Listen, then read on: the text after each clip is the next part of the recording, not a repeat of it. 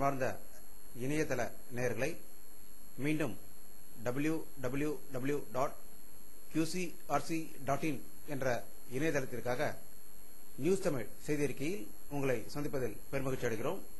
இன்று 3 பிப்ரவரி 2009க்கான முக்கிய செய்திகளை தற்போது பார்க்கலாம். இலங்கை மருத்துவமனை மீது இலங்கை ராணுவம் தாக்குதல் நடத்தியதில் 50க்கும் மேற்பட்டோர் பலியானதாகவும் பலர் படுகாயமடைந்ததாக தகவல்கள் வந்து கொண்டிருக்கின்றன. ஈழத் தமிழர்கள் தங்கியிருக்கும் மருத்துவமனைகள் மீது இலங்கை ராணுவம் குண்டு வீசியதை ஐக்கிய நாடுகள் சபை கடும் கண்டனம் தெரிவித்ததாக தகவல்கள் வெளியாகிக் கொண்டிருக்கின்றன. இங்கிலாந்து கேம்பிரிட்ஜ் பல்கலைக்கழகத்தில் உரையாற்றிக் கொண்டிருந்த சீன பிரதமர் வென் ஜியாவோ மீது ஷூ வீசப்பட்டது. இதனால் அங்கு பரபரப்பு ஏற்பட்டது. ஷூவை வீசியவர் சீனாவின் பிரதமர் ஒரு சர்வாதிகாரி என்று உரக்க கூறிக்கொண்டு ஷூவை வீசியதாக தகவல்கள் வந்து கொண்டிருக்கின்றன. அமெரிக்க புதிய வெளியுறவுத்துறை அமைச்சராக ஹில்லரி கிளின்டன் அவர்கள் பதவி பிரமாணம் செய்து கொண்டார்கள். அவருக்கு துணை அதிபர் ஜோய் பைடன் அவர்கள் பதவி பிரமாணம் செய்து வருவதாக தகவல்கள் வந்து கொண்டிருக்கின்றன. தென் அமெரிக்க நாடான மெக்சிகோவில் போதைப் பொருள் கடத்துபவர்களிடையே ஏற்பட்ட பயங்கர மோதலில் 13 பேர் கொல்லப்பட்டதாக தகவல்கள் வெளிவந்து கொண்டிருக்கின்றன. இஸ்ரேல் நாட்டின் ராணுவ அமைச்சர் யூட் பராக் அவர்கள் காசா மீது போர் தொடுக்கும் எண்ணம் எதுவும் தற்போது இல்லை என்று கூறியதாக தகவல்கள் வந்து கொண்டிருக்கின்றன. ஈரான் அரசு முதல் செயற்கைக்கோளை விண்ணில் வெற்றிகரமாக செலுத்தி உள்ளதாகவும் இந்த செயற்கைக்கோள் முற்றிலும் ஈரானிலேயே வடிவமைக்கப்பட்டதாகவும் இது ஐரோப்பிய அமெரிக்க நாடுகளை அதிர்ச்சியடைய செய்திருப்பதாக தகவல்கள் வந்து கொண்டிருக்கின்றன. இந்திய பாதுகாப்பு ஆலோசகர் என்று கூறிக்கொண்டு இந்திய மக்களின் வரிப்பணத்தை சம்பளமாக பெற்று ஏமாற்றிக் கொண்டிருக்கும் MK நாராயணன் ஒரு தொலைக்காட்சிக்கு பேட்டியளித்து பல உளறல் வார்த்தைகளை கூறியிருப்பது இப்பொழுது உண்மையாகி இருக்கிறது. இந்திய வெளியுறவு அமைச்சர் திரு பிரணாப் முகர்ஜியிடம் செய்தியாளர்கள் நாராயணன் பேட்டியை பற்றி கேட்டபோது நாராயணன் அவரது சொந்த கருத்தை தெரிவித்துள்ளதாக ஒரு பகிரங்க குற்றச்சாட்டை கூறியிருப்பதாக டெல்லியில் இருந்து தகவல்கள் வந்து கொண்டிருக்கிறது.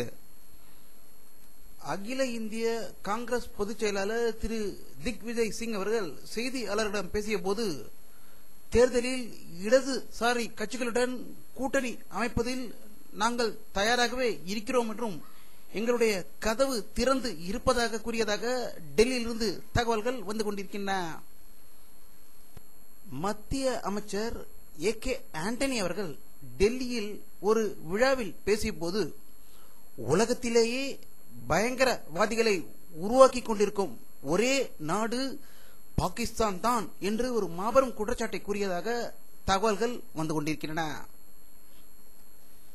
இந்தியாவிலேயே 2 மொழிகள் தான் கூகுள் தேடுவதில் அதிகமாக இருக்கிறார்கள் என்றும் ஒன்று இந்தியாவின் மொழியான ஹிந்தி மற்றொன்று இந்தியாவின் மொழியான தமிழ் என்றும் ஹிந்திக்கு இணையாக தமிழ் மொழியில் கூகுள் தேடுவதை மக்கள் ஆர்வமாக உள்ளார்கள் என்றும் இதற்காக இணைய உலகத்தின் அனுபவத்தை முழுமையாக மக்கள் புரிந்து கொள்ள உதவிட தேடல் தளமான கூகுள் கணினி வசதியுடன் கூடிய பேருந்துடன் தமிழகம் முழுவதும் உலா வரப்போகிறது என்று கூகுள் நிறுவனம் தெரிவித்திருக்கிறது.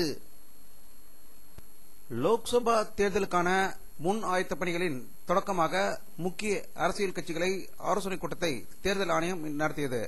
அப்போது பல கட்டமாக தேர்தல் நடத்துவதற்கு பல கட்சிகள் எதிர்ப்பு தெரிவித்தனர் என்றும் தலைமை தேர்தல் ஆணையர் திரு கோபால்சாமியும் அவர் புகார் கூறிய இணை ஆணையர் நவீன் சால்வா அவர் அருகில் மிடுக்காக அமர்ந்து காட்சியளித்தது எல்லோருக்கும் ஆச்சரியத்தில் ஆழ்த்தியதாக தகவல்கள் வந்து கொண்டிருக்கின்றன.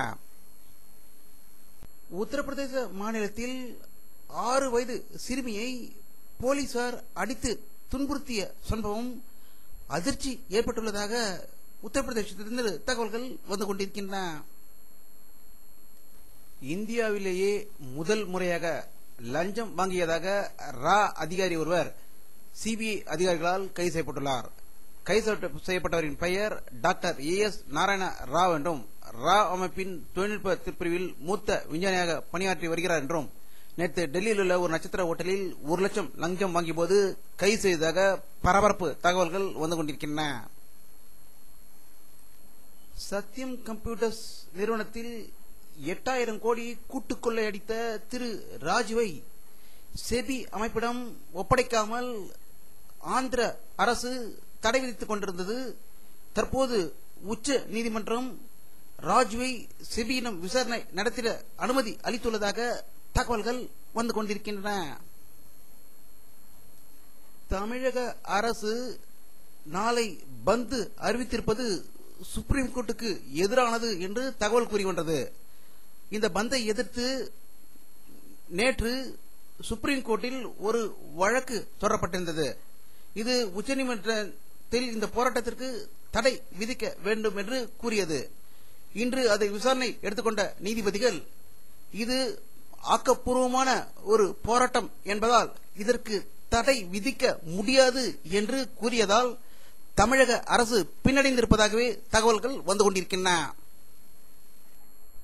தமிழகத்திற்கு தமிழ்நாடு என்று பெயர் வைத்து காங்கிரஸை தமிழக மண்ணில் கால் ஊன்றாமல் செய்த பேரறிஞர் அண்ணாவின் 40வது நினைவு தினத்தை முன்னிட்டு தமிழக முதல்வர் திரு கருணாநிதி அவர்கள் எதிர்க்கட்சி தலைவர் திரு ஜெயலலிதாவின் சார்பில் திரு மதுசூதனன் அவர்கள் சென்னை கடற்கரையில் உள்ள அண்ணாதுரை சமாதிக்கு மலர் வளையம் வைத்து அஞ்சலி செலுத்தியதாக தகவல்கள் வந்து கொண்டிருக்கின்றன. தமிழ்நாட்டில் இலங்கை பிரச்சினை விஸ்வரூபம் எடுத்துள்ள நிலையில் தமிழக சட்டசபையில் இருமுறை தீர்மானம் நிறைவேற்றப்பட்டது. இதை மத்திய அரசு செவி சாய்க்காமல் உதறி தள்ளியது. இதற்கிடையில் இன்று திமுக செயற்குழு கூட்டம் கூடியது. இக்கூட்டத்தில் தமிழக முதல்வர் திரு கருணாநிதி அவர்கள் பங்கேற்றதாகவும் கூட்டம் முடிந்த பிறகு அவர் செய்தியாளர்களை சந்தித்த போது இலங்கை தமிழர் பேரவை என்ற ஒரு போட்டி நிறுவனம் ஒன்று திறந்து இருப்பதாகவும் இதன் மூலம் இலங்கை தமிழர்களுக்கு பாடுபட வேண்டும் என்று விளக்க கூட்டம், பேரணிகள், மாநாடு நடத்தப்படும் என்று தீர்மானித்ததாக முடித்துக் கொண்டதாக தகவல்கள் வந்து கொண்டிருக்கிறது. வேலூரில் நடந்த செய்தியாளர்கள் சந்திப்பில் இலங்கை தமிழர் பிரச்சனையில் ஆளும் திமுக கட்சியின் செயற்குழு நிறைவேற்றியுள்ள தீர்மானம் ஏமாற்றம் அளிப்பதாக பாட்டாளி மக்கள் கட்சி நிறுவனர் டாக்டர் ராமதாஸ் அவர்கள் கூறியதாக தகவல்கள் வந்து கொண்டிருக்கின்றன. சென்னை தலைமைச் செயலகத்தில் மாண்புமிகு தமிழக முதல்வர் திரு கருணாநிதி அவர்கள் தலைமையில் 34வது அமைச்சரவை கூட்டம் நடைபெற்றது. எப்பொழுதுமே முகத்தை ஃப்ரெஷ்ஷாக வைத்திருக்கும் தமிழக முதல்வர் திரு கருணாநிதி அவர்கள் இன்றுதான் முகத்தில் தாடி வளர்ந்ததுடன் தலைமைச் செயலகத்துக்கு வந்தது அனைவரையும் ஆச்சரியப்படுத்தியுள்ளதாக தகவல்கள் வந்து கொண்டிருக்கின்றன. ஈழத் தமிழர்களை கொன்று குவித்து வரும் சிங்கள அரசின் போரை நிறுத்த கோரி இந்திய அரசு நடவடிக்கை எடுக்க வேண்டும் என்று இரண்டாவதாக தீக்குளித்த வீர திரு தமிழ் மகன் திரு ரவியின் இறுதி ஊர்வலம் மதுரையில் நடந்ததாக செய்திகள் வந்து கொண்டிருக்கின்றன. தமிழகத்தில் உள்ள பெரியகுளத்தில் இலங்கை போர் நிறுத்தம் செய்ய வலியுறுத்தி நடவடிக்கை எடுக்காத மத்திய அரசை கண்டித்து 3 பள்ளி மாணவர்கள் விஷம் குடித்து அரசு மருத்துவமனையில் சிகிச்சை அளிக்கப்பட்டு வருகிறார்கள் என்ற ஒரு அதிர்ச்சி தகவல்கள் வந்து கொண்டிருக்கின்றன.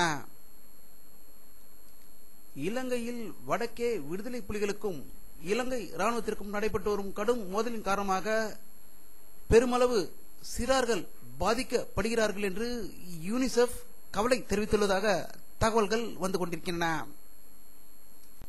இந்திய அரசு ஈழ தமிழர்களுக்கு துரோகம் செய்து கொண்டு இருந்தாலும் இந்திய கிரிக்கெட் அணி இலங்கை கிரிக்கெட் அணியை ஒருநாள் ஆட்டத்தில் வீழ்த்தி ஒருநாள் தொடரின் வெற்றி கோப்பையை அடைந்து விட்டதாக தகவல்கள் வந்து கொண்டிருக்கின்றன. கடந்த 18 ஆண்டுகளில் இல்லாத அளவுக்கு தென்கிழக்கு இங்கிலாந்தில் இன்று பனிமழை பொழிந்தது என்றும் இதன் காரணமாக லண்டனில் போக்குவரத்துகள் பாதிக்கப்பட்டதென்றும் பள்ளிகள் மூடப்பட்டன என்றும் சில பகுதிகளில் குழப்பம் நிலவியதாகவும் தகவல்கள் வந்து கொண்டிருக்கின்றன. வானிலை அறிக்கை 3 பிப்ரவரி 2009 பிற்பகல் 4:30 மணியில் எடுக்கப்பட்ட சேட்டலைட் புகைப்படத்தை தற்போது பார்த்துக் கொண்டிருக்கிறீர்கள். தமிழகத்தில் மேகமூட்டம் இல்லாதது இந்த படத்தில் தெரிகிறது.